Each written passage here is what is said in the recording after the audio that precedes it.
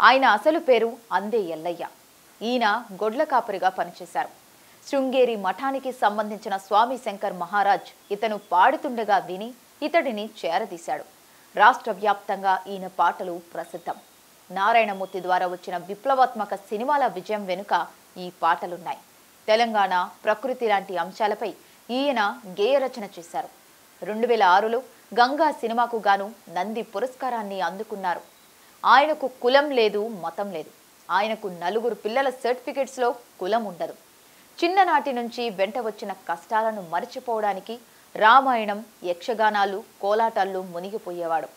తెల్లవార్లు మోటా కొట్టడం, అక్కడ పని పాటలు అల్లుకోవడం, అసూగా పాడటం అబ్బింది. ఏకసంతాగ్రహి కావడం వల్ల ఆయనకు అలవోకగా బాణీలు చరణాలు తోబుట్టువులయ్యాయి. పాట ప్రవాహమైంది.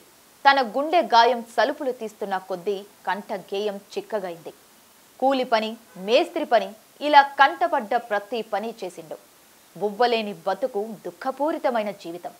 60 ఏళ్ల అందశ్రీ జీవితం వడ్డించిన విస్తరి కాదు, బలపోతల కాగితం. తిరగబడనోడు గొప్ప కవి కాదు కదా, కనీసం కవి కూడా కాలేడు. లొంగిపోయేది, వంగిపోయేది జీవితం కాదు అంటాడు అందశ్రీ.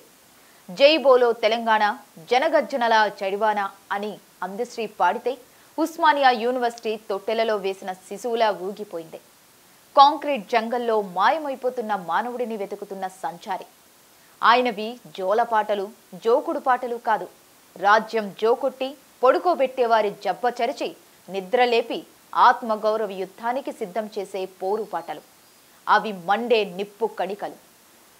2006లో గంగా సినిమాకు అందశ్రీకి నంది పురస్కారం వరించింది. 2014లో academy of universal global peace doctorate, 2015లో దాశరథి సాహితీ పురస్కారం అందుకున్నారు అందశ్రీ.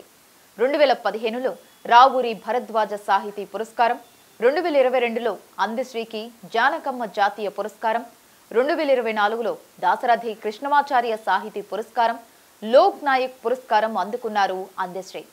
అందశ్రీ, నీకు జోహార్, జోహార్.